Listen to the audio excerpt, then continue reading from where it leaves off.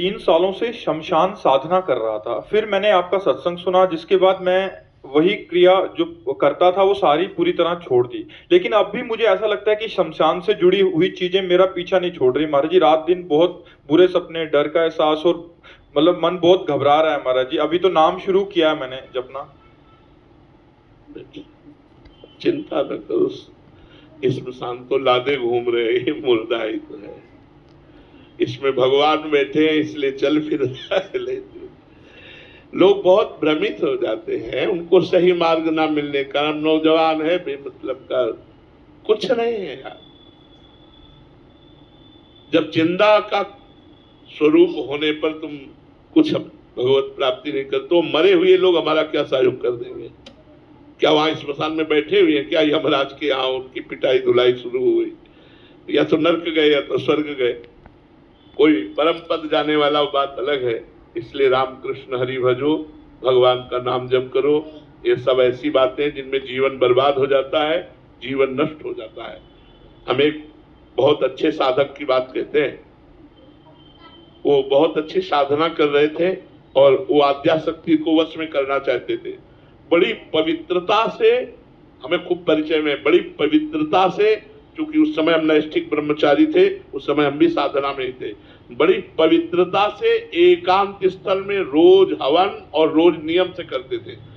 जब उनकी साधना का फल का समय आया तो उनके कान के पास से मक्खी सी निकली, ऐसे पास से ऐसे करते हुए। माता जी का एक नाम भ्रमरी भी है, और वो ऐसे जुड़ गई तो सामने देखा इतना सुंदर रूप कि वो काम मोहित हो गए। जो ही काम मोहित हुए, बुद्धि भ्रष्ट हो गई। बुद्धि भ्रष्ट हो गई तो पागल की तरह जीवन व्यतीत किया, कूड़ा करबाद बटोरते हुए। एक साधक कूड़ा कर, माँ को माँ की तरह भजो, हनुमान जी को भक्त की तरह भजो। अगर उनको अधीन करने की कोशिश करोगे तो बुद्धि में इतनी क्षमता नहीं कि झेल पावे। ये भूत प्रेत पिशाचों को जागृत करके क्या प्राप्त कर लोगे? कुछ नहीं। एक बार एक ऐसे थे कि वो देखते ही बता देते थे, अच्छा आप अमुक हो, अमुक कार्य के लिए आए हो। लोग बड़े प्रभावित हो जाते, यार ये तो मेरा नाम जानते हैं और ये काम जानते हैं, मैं किस काम के लिए आया हूँ। बड़े प्रभावित हो जाते। तो भाई जी से हनुमान प्रसाद पोद्दार जी, गीता वाटिका गोरखपुर, उन्होंने सुना तो उन्होंने कहा एक बार हम भी देखते हैं। तो वहां गए तो उनका, आप श्री हनुमान प्रसाद पोद्दार जी हैं, आप हमें चेक करने आए। यार बड़ी जोर की सिद्धि है इसके पास, ये मतलब हमारे मन की बात तुरंत। भाई जी ने कहा देखो हम मित्रवत बात करते हैं, आप क्योंकि मेरी दृष्टि आपके ऊपर पड़ रही है और वजन तौल रहे हैं, तो आप कुछ नहीं हो साधना में। आपको ये ज्ञान कैसे हो जाता है कि ये कौन आ रहा है, क्या काम करके आ रहा है? तो उनका किसी से कहना नहीं। तो हाँ बिल्कुल नहीं कहेंगे, वादा है। तो उन्होंने कान में ऐसे कपड़ा बांधे हुए थे, कान हटाया, यहाँ बिष्ठा मल, यहाँ मल लगाए हुए थे, और कहा यक्षिणी बैठी हुई है, यहाँ मल में यक्षिणी बैठी हुई है। वो मुझे कान में तुरंत बता देती कि इनका नाम अमुक है और ये।